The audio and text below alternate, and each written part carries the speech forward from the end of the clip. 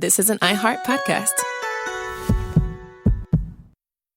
Welcome in, everyone, to Lively Lewis Stories. That's right. We're back with even more awesome adventures with Levi and Ivy. Set your storytime meter to fun and get ready to join the Lively Lewis crew. All you need is your imagination and... Off we go! I can't wait to see where our story takes us today.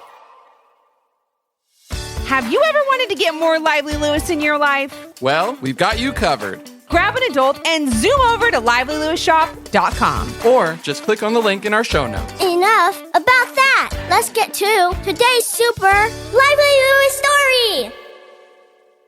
Hey friends, this is part 2 of The First Mate and the Captain. If you didn't listen to part 1, head over there, listen to it, and join us back on this story. What does the first mate realize? Asked Levi and Ivy's mom. Conroy never finished the book. Something tells me once we get to the end of the afternoon, we'll know how the story ends, said Ivy. And I think we should get started. There you go again, being so positive, said Levi and Ivy's mom. How do you do it all the time? I stay positive for the two of you, answered Ivy. There's no sense in sitting around and being sad or upset about something. That won't change a thing. The best we can do is try to figure out a solution. And as long as we do it together, I know we'll succeed. Levi and Ivy's dad rolled his eyes a bit at the unwavering positivity, but it did make him feel really good. Let's go, you two, and don't forget your... Levi started. We know our raincoats and umbrellas, said Levi and Ivy's mom. Just give us a chance to show you we can do things for ourselves. Okay, I'm sorry, said Levi. What should we do first? Said Ivy. Then before Levi and Ivy's mom and dad had a chance to answer, Ivy suggested going to feed the ducks in the little pond near the beach. Even though it's raining, they still need to eat, said Ivy. And ducks love the rain anyway, so I'm sure they'll be out. Okay, said Levi and Ivy's mom and dad. And then as they walked toward their car, they started talking with each other. She didn't even give us a chance to say what we'd like to do, said Levi and Ivy's dad. I know. I tried to give a suggestion of something we could do just the other day, and before I could, Dad suggested going for a drive to the lighthouse. And that was it, said Levi and Ivy's mom. I mean, it was fun to go to the lighthouse, replied Levi and Ivy's dad. But it would be nice for us to be able to pick the activities we do every once in a while.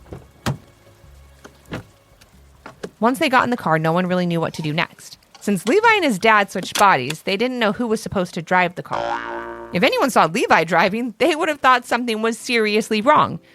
And while Levi's dad looked the part of the car-driving adult, Levi was the one that really should be driving.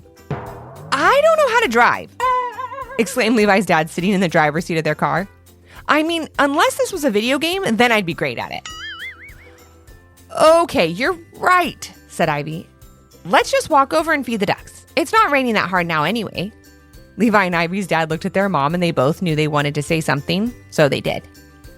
You know what? Levi and Ivy's mom began. Maybe we don't want to go feed the ducks right now. Well, we didn't hear you give any other suggestions, said Levi.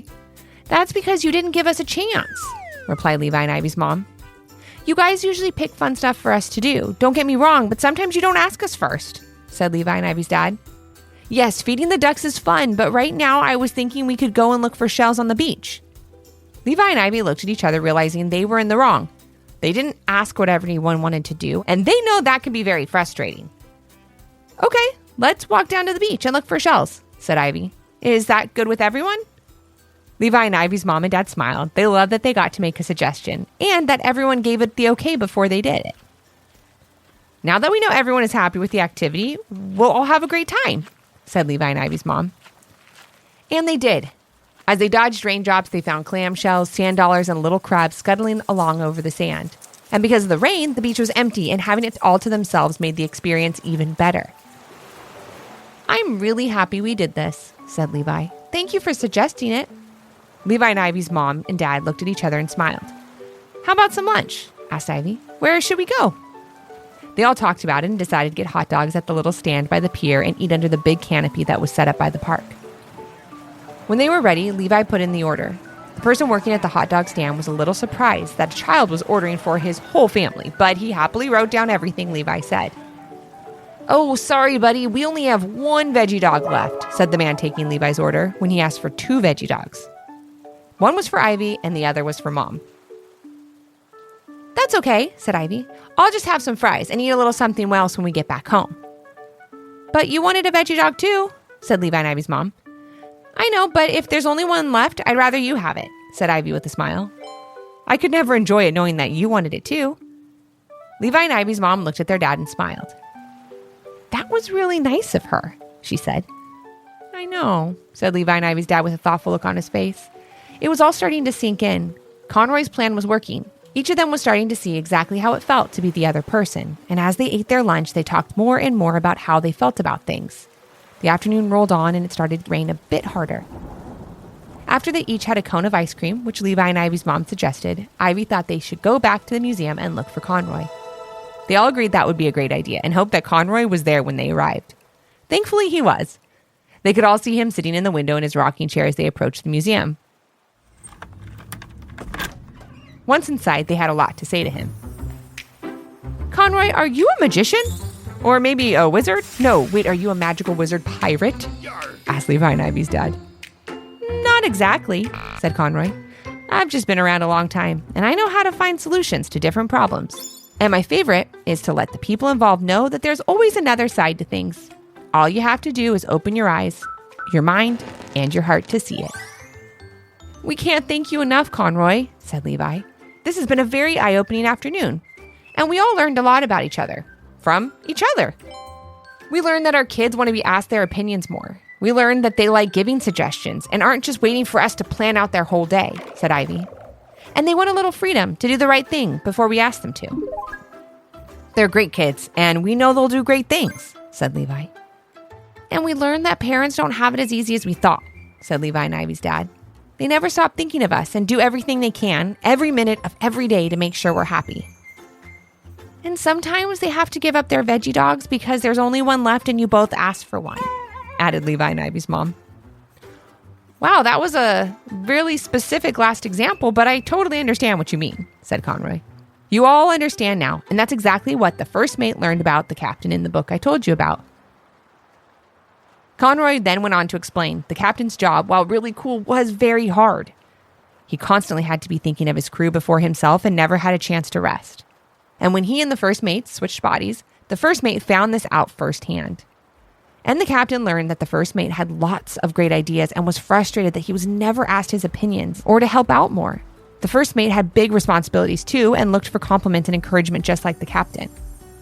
They learned from each other just like you did today, said Conroy. And now your experience is over. So if you could please put your hand back on the book, the first mate and the captain. Levi and Ivy and their parents took a second before doing so and just looked at each other, really seeing each other in a different light and respecting and appreciating each other so much in that moment. We're ready, they all said together once each one of them had a hand on the book Conroy was holding.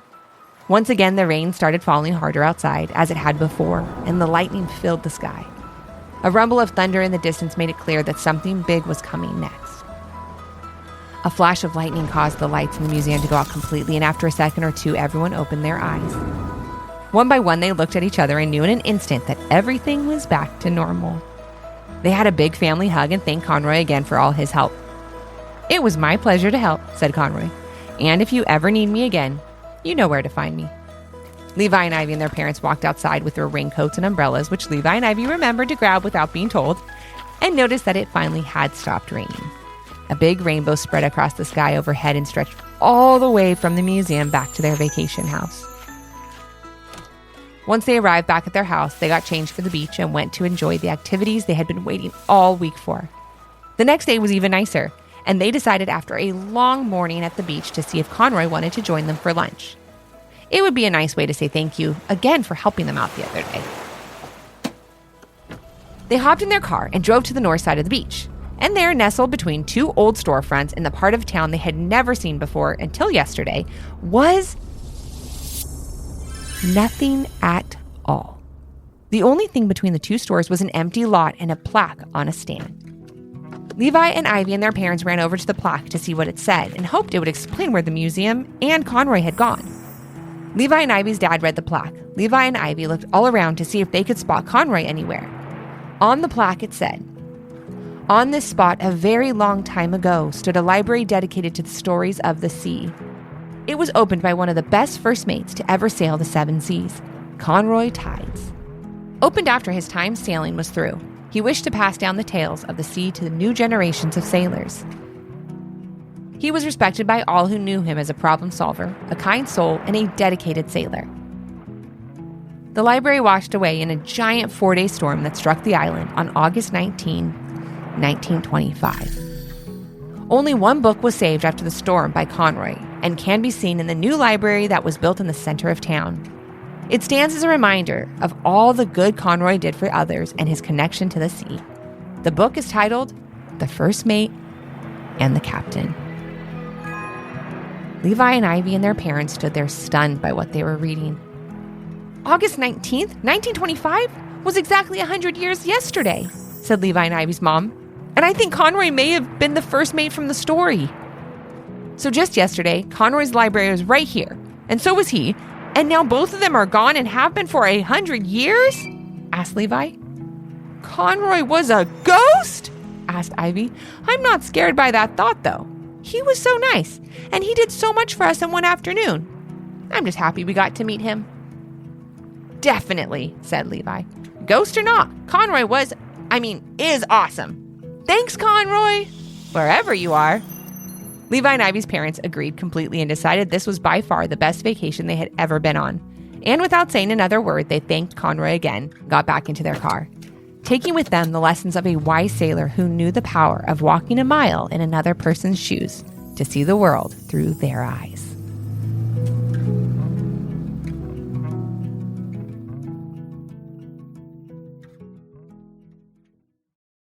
Thanks for joining us today. We hope you enjoyed the story and learned a little something too.